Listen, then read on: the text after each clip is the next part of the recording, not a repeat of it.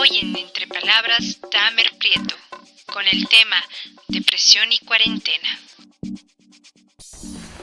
Hola, ¿qué tal? Esto es Entre Palabras, un programa dedicado a la relación que tiene la psicología y el psicoanálisis con la realidad actual, con lo contemporáneo.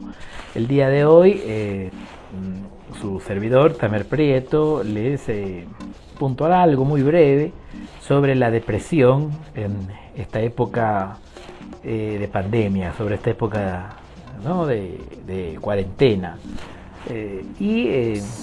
Lo primero por donde hay que empezar es planteando que la depresión se ha presentado actualmente como un trastorno, ¿no? Es decir, que aparecerá en los manuales de psiquiatría dentro de los trastornos de el estado de ánimo, tanto como episodio depresivo, etcétera, ¿no?, dentro de los famosos cuadros depresivos. Y evidentemente está articulado con las afecciones, ¿no?, o los trastornos con la esfera psíquica del afecto. Es decir, es que es la afectividad la que está en juego en el estado de depresión.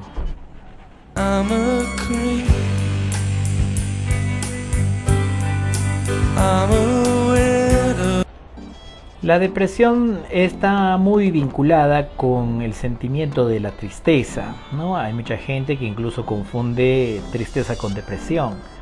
Para el psicoanálisis, la tristeza es evidentemente un afecto, de la cual incluso podríamos plantear que se trataría de una pasión, en realidad, de la cual todo el ser humano, ¿no?, la va a experimentar, ¿no? Es decir, que es algo intrínseco a la humanidad y no así pensado como algo que estuviera, ¿no?, desregulado, etc.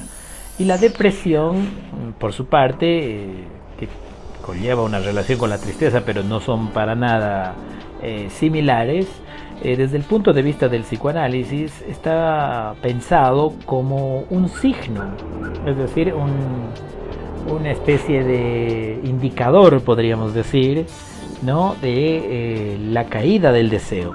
Es decir, que la depresión tiene una relación directa con el deseo, ¿sí? Y el deseo hay que entenderlo como la fuerza de la vida, ¿no?, el motor de la vida. Es decir, una especie de ímpetu, ¿no?, precisamente por eso fuerza, una especie de ímpetu que nos lleva a todos los seres humanos al día a día a hacer cosas, ¿no? Es decir, a poder despertarse y decir, bueno, hoy hago esto, voy a la universidad, voy al colegio, quiero leer este libro, quiero dedicarme a esta otra cosa, etc. El deseo no hay que entenderlo o confundirlo con estas frases del orden de yo quiero, ¿no?, quisiera ser profesional, ¿no?, quisiera ser tal cosa, etcétera, ¿no? Eso es un poco más quizás el anhelo, ¿no?, o el ideal en última, ¿no? Es decir, a donde uno apunta a ser, y que podría ser según por eso una idea que tiene, una imagen ahí de perfección. Normalmente es pensado eso como el ideal, ¿no? O si quieren, para ir diferenciando, como un anhelo, ¿no? Es decir, yo quisiera ser profesional, ¿no? Alguien que es estudiante, por ejemplo, de la universidad. En cambio, el deseo es en realidad una fuerza que, si tú apuntas a ser profesional, es la fuerza que hace que te despiertes todos los días a las 7 de la mañana, ¿no?, para alistarte, asearte, alimentarte, vestirte y moverte hasta tu universidad, por ejemplo, ¿no?, si es que es por esa vía por la que vas a volverte un profesional. Entonces el deseo, esto es muy, muy freudiano, ¿no?, es por eso como una especie de empuje, ¿no?, es decir, el motor, ¿no?, que hace que vos consigas cosas, llegues a hacer cosas, etcétera, ¿no? Puede ser que las consigas o no, es decir, que esta persona puede que haciendo eso todos los días, evidentemente por ahí no llega a ser profesional, ¿no? Hay muchos factores que podrían impedir que sea el profesional que está ahí anhelando, ¿no?, soñando, pero el deseo es esa fuerza, ¿no?, que hace que cada noche en vez de dormirse se ponga a leer 1 hora un libro, 2 libros, etcétera, porque apunta a ser un buen profesional. De ahí que hay una fuerte diferencia en el psicoanálisis de lo que sería el deseo y lo que sería, por eso, ¿no?, el anhelo, si quieren, ¿no? Entendido así, el deseo, podríamos empezar a tratar de ver qué es entonces la depresión, ¿no? La depresión como un signo de la caída del deseo, o mejor dicho, de la desaparición, ¿no? Sí, fluctuación, desaparición o aminoramiento del deseo. Why does my heart feel so bad? Visto así, la depresión se nos presentaría, ¿no?, en la clínica sobre todo, es decir, en el trabajo que tenemos los psicólogos y los psicoanalistas con pacientes, como un interesante indicador, ¿no?, de que algo está fluctuando en esta especie de empuje, ¿no?, de motor de la vida que es el deseo. Es decir, que cuando uno, ¿no?, anda por la existencia, ¿no?, tiene puntos, podríamos decir, de anclaje, ¿no?, es decir, ciertos lugares donde el deseo por eso se anuda, ¿no?, se localiza, ¿no? Las personas que tienen su relación con su gimnasio, con su colegio, con su universidad, con su pareja, es decir, algunas otras personas que mantienen un vínculo, ¿no?, con su dieta, por ejemplo, con sus actividades deportivas los fines de semana, ¿no?, con los amigos, y eso es precisamente lugares, ¿no?, donde el deseo por eso se termina como anclando, ¿no?, localizando, y es ahí donde evidentemente el ser humano encuentra un sentido, ¿no?, de su existencia también, ¿no?, o una razón de ser, como diríamos un poco más en términos más coloquiales, ¿no? Esa razón de estar en la vida, etcétera, depende mucho de estos lugares donde uno puede alojarse, de tal manera que eso es lo que hace la vida, por eso le da un cierto sabor a la vida y le da evidentemente un sentido, ¿no? Es decir, que cuando uno está, por ejemplo, todo el día tirado ahí en la cama, ¿no?, fin de semana descansando, pero ya excesivamente, tanto que a veces se vuelve tedioso eso, y de pronto llaman los amigos y te dicen vamos a hacer deporte o vamos a jugar algo. Bueno, vean, ahí es donde el deseo se relanza, ¿no?, y uno puede terminar levantándose de esa cosa, ¿no?, medio detenida, ¿no?, que se tendría con quedarse todo el día en la cama. Si no fuera por el deseo, evidentemente estaríamos todo el día en la cama, no habría motivo para el cual tendríamos que levantarnos. Incluso Freud dice no hay ningún motivo para que un bebé incluso levante la cabeza, ¿no?, y empiece a gatear o a caminar, ¿no?, si no es porque el deseo lo lleva, lo empuja a buscar cosas, ¿no?, a buscar, a explorar, etcétera, ¿no?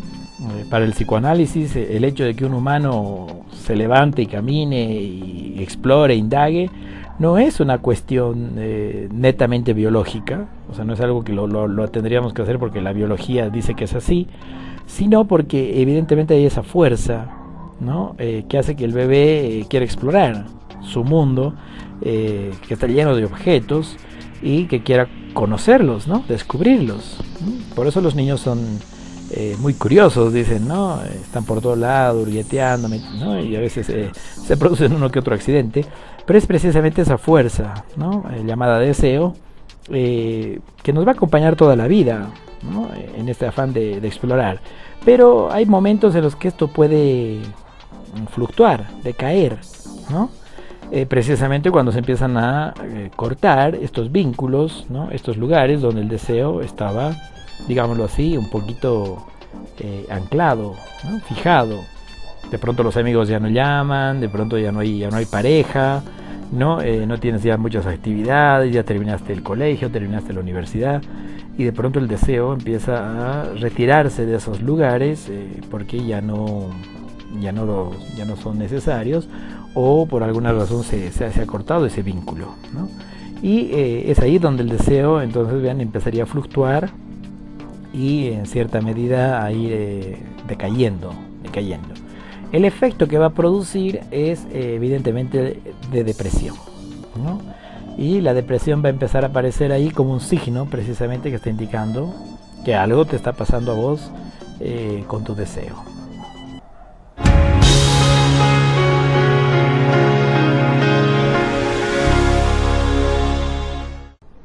Desde este punto de vista, el deseo sería una cuestión muy importante en la vida de los seres humanos, frente a una vida que es altamente devastadora, habría que decir, ¿no? Es decir, que todos, creo, o mejor dicho, la mayoría, para no generalizar, la mayoría de los seres humanos podrían dar testimonio de que la vida tiene una gran cantidad de sinsabores, ¿no? Es decir, que en la vida nos la pasamos muy bien, pero también nos la pasamos muy mal, ¿no? Y en la vida tenemos tantos momentos de sufrimiento y quizás muchos menos de felicidad, ¿no? Todo el mundo, por eso, bueno, una mayoría podría constatar eso, ¿no? Que nos la pasamos a veces, más veces sufriendo, llorando, etcétera, que momentos de felicidad. De ahí que Freud nos dice que cuando hay momentos de felicidad, de verdad que hay que aprovecharlos, ¿no? Porque se cuentan con los dedos de la mano. En cambio, que la vida sea un poco sufrida, ¿no? Es casi un equivalente, ¿no? Sobre todo para nosotros los seres humanos, ¿no? De ahí que, bueno, yo tenía un amigo, me acuerdo muy bien de él, de un buen amigo, que él siempre andaba por ahí diciendo que la vida apesta, ¿no? Es una frase muy célebre que apareció por primera vez en la década de los 90, ¿no? Utilizada por los jóvenes, ¿no? De la década de los 90 para explicar o dar cuenta un poco de lo que captaban ellos que era la existencia, ¿no? La vida apesta. Everything sucks. It really sucks. Everything sucks now. I freaking hate my life. Entonces, en una vida que es relativamente miserable, podríamos decir sufriente, con mucho matiz de desdicha, el deseo termina siendo muy importante, porque es lo que te permite, por eso, continuar, ¿no? Seguir adelante, ¿no? en la existencia. Siendo que todos vamos a llegar a un punto a dejar de existir, ¿no? Siempre se puede hacer la pregunta de por qué no, diríamoslo así, reducir el camino, ¿no? Es decir, por qué no llegar a la muerte más rápidamente, ¿no? De ahí que el suicidio es una constante en la vida de los seres humanos y una variable que en algún momento para mucha gente fue posible pensarse. Es decir, que se pasó por la cabeza de la mayoría de los seres humanos en algún momento de su vida la idea de morir, ¿no? De morir en el sentido del suicidio, no de la muerte que te va a llegar tarde o temprano. Entonces es una opción para el ser humano acortar la existencia. Cuando el sufrimiento, vean, la desgracia, la desdicha es demasiado potente y no se puede lidiar con eso, es una posibilidad, ¿no? Y eso, la pregunta que habría que hacerse es por eso, ¿qué es lo que evita que no nos suicidemos todos? Y en ese sentido la respuesta sería el deseo, ¿no? Es decir, poder tener puntos de arraigo donde la vida tiene un sentido, un valor. Entonces la depresión, si es un indicador de que eso está decayendo, es muy interesante para nosotros porque también nos va a dar pauta de lo que podría ser un posible intento suicida, ¿no? Es decir, que el suicidio podríamos pensarlo como un sujeto altamente deprimido, pero vean, deprimido no porque está triste, sino porque el deseo se ha retirado, ¿no? Del mundo, se ha retirado de sus actividades, de la gente, etcétera. Y en ese sentido, cuando una persona está muy deprimida, estamos a la vuelta de la esquina probablemente de un posible suicidio, ¿no? Siempre y cuando no pueda relanzar su deseo nuevamente a algo. De tal manera que vean, la depresión no tiene que ver con la tristeza. La tristeza es algo que nos va a pasar a todos los seres humanos, ¿no? por muchos motivos. Pero otra cosa es la depresión, ¿no? Como un indicador muy interesante, digamos, en la vida cotidiana. Y hoy, en esta época que estamos de cuarentena, vean cómo estamos muy sometidos a muchas pérdidas. Hay gente que ha perdido su rutina, hay gente que ha perdido su pareja, hay gente que ha perdido su trabajo, ¿no? Las condiciones económicas también están fluctuando para muchos, y eso va a alterar por eso la relación que tiene uno con el deseo, ¿no? Si para alguien era muy importante cada día despertarse y moverse a su trabajo, a su oficina, ¿no? Y ahí estaba puesto algo del deseo, ver a los colegas, a los amigos, etcétera, y ahora no es posible, va a decaer probablemente el deseo en ese punto. Y mientras más encerrados estamos, las posibilidades de que el deseo se mueva hacia el mundo, hacia cosas o actividades en el mundo, también está, digámoslo así, variando, ¿no? Y va a producir efectos de depresión en mucha gente por estar muy encerrado en casa. Pero vean que cuando uno está en casa también puede relanzar el deseo a actividades en casa, ¿no? Hay mucha gente que se ha reencontrado con la familia, se ha puesto a hacer cosas que no hacía hace mucho tiempo, se ha dedicado a la música, al arte, ¿no? Y está reencauzando el deseo en ese sentido, incluso en un encierro. Pero hay que entender que hay mucha gente que probablemente no va a poder hacer eso, ¿no? Y vamos a empezar a ver estos efectos de depresión, ¿no? Esperemos que no efectos de suicidio, esperemos que no, pero sí vamos a ver efectos depresivos en nuestros pacientes que ahora consultan mucho, por eso, por teléfono, por supuesto, estamos en cuarentena en ese sentido, ¿no? Entonces es muy interesante pensarlo así, ¿no? Ver esta articulación entre el deseo, la depresión y la cuarentena, ¿no? Y para ir concluyendo, plantearles que en esta época quizás vamos a tener más gente depresiva, con o sin cuarentena, porque lo que ha sucedido es un fenómeno muy particular, ¿no? Han aparecido demasiadas opciones, podríamos decir, ¿no? El mundo está lleno de posibilidades. Uno diría, bueno, y si hay más opciones para elegir, ¿no sería mejor? ¿No es más fácil para la vida y para que todos seamos más felices? Pero resulta que el efecto que produce eso es totalmente el contrario, ¿no? Hace 20, 30, 40 años atrás, las personas tenían 2 opciones, 3 opciones probablemente en su vida, ¿no? O sea, si uno quería hacer deporte, 30 años atrás habían 2 clubes, el de básquet y el de fútbol, ¿no? Y bueno, ahí había que escoger. Si tus amigos se metían al fútbol, probablemente vos también te ibas al fútbol, ¿no? Y o era eso o lo otro, ¿sí? Ahora tenemos tantas opciones, ¿no? Porque ahora uno puede hacer karate, karate-do, taekwondo, jiu-jitsu con taekwondo, ¿no? Lucha libre, judo, judokan, judo con lucha libre, ¿no? O sea, tenemos tantas posibilidades que más bien lo que produce es un efecto de, podríamos decir, desorientación, ¿no? O sea, no se sabe ahora a dónde ir, a dónde apuntar, y en otras palabras, dónde anclar el deseo, debido a que hay demasiadas posibilidades. Un ejemplo de esto es el famoso Netflix, ¿no? En el que ustedes pueden entrar a querer ver una película, pero hay tantas posibilidades que no saben cuál ver, ¿no? Al final hay mucha gente que se queda navegando ahí y no ve nada, ¿no? O desde el momento en el que dicen veamos Netflix ya se le vuelve un tedio y dice, ay no, porque ¿qué vamos a ver ahí? Hay tanto para escoger que es más difícil, vean, para los sujetos humanos en esta época anclar el deseo en un lugar y sostenerlo, ¿no? Porque ahora ven, uno puede estar en el karate un mes y luego pasarse a la guitarra otro mes y luego a la natación 2 meses, ¿no? Porque hay demasiadas posibilidades que no las vamos a poder cubrir en toda la vida, ¿no? Y que uno por ahí quisiera hacerlas. O sea que lo que está produciendo esta especie de diversidad de opciones es un efecto depresivo, ¿no? Y ahí que vamos a encontrar cada vez más gente deprimida, ¿no? Y un signo actual, diríamos, y contemporáneo de la depresión en esta época se llama aburrimiento, ¿no? O sea que la gente está cada vez más aburrida, pero el aburrimiento es, como va a decir Eric Laurent, un psicoanalista francés, es la mayor depresión de todas, ¿no? Y podríamos decir que va a ser, eso sí, otra pandemia, ¿no? El mundo aburrido, ¿no? Deprimido, ¿no? Bien, espero les haya gustado y será pues hasta cualquier otra oportunidad. Sigan sintonizando Entre Palabras, un programa dedicado a hacer análisis de la actualidad, de lo contemporáneo, vean, desde un enfoque psicológico y psicoanalítico. Será hasta la próxima. Adiós.